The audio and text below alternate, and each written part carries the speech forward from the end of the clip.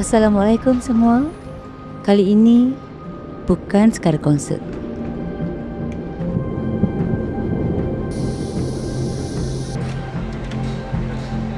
Namun salah satu cara untuk kami memberi semula.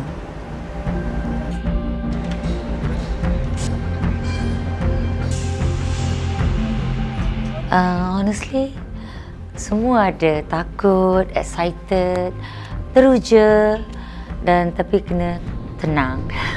Besarkan sound tu untuk stadium tu. Sangat terharu being part of dia punya journey. Bagi saya itu adalah satu keajaiban. Satu malam yang penuh gilang gemilang lah. Saya gemetar, tapi let's go. Kenangan momen bagi mereka yang hadir.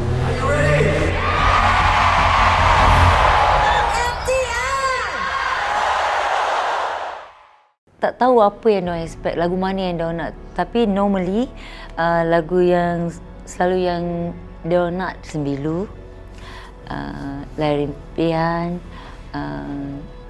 Belayar Tak Bertepian, Standing in the Eyes of the World.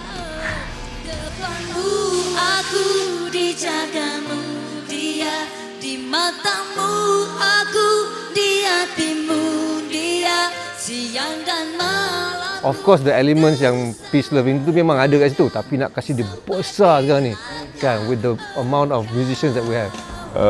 Pertamanya adalah sejarah. Para penggemar muzik berhimpun untuk kepuasan mendengar audio visual sejarah, kenangan momen bagi mereka yang hadir. Dan keduanya pengisian di dalam konsert itu nanti, di mana kita sentiasa berteraskan peace, love dan rindu.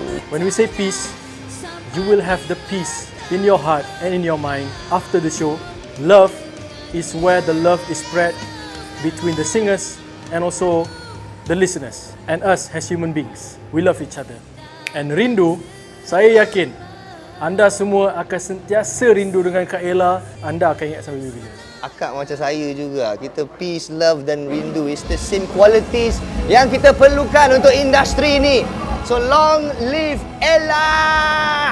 Terima kasih memilih peace, berkongsi love dan rindu. Kepada anda, terima kasih kerana memilih Berlapang Dada bersama Ella. Terima kasih juga untuk Damai, Cinta dan Rindu. Peace, love, rindu. Mwah.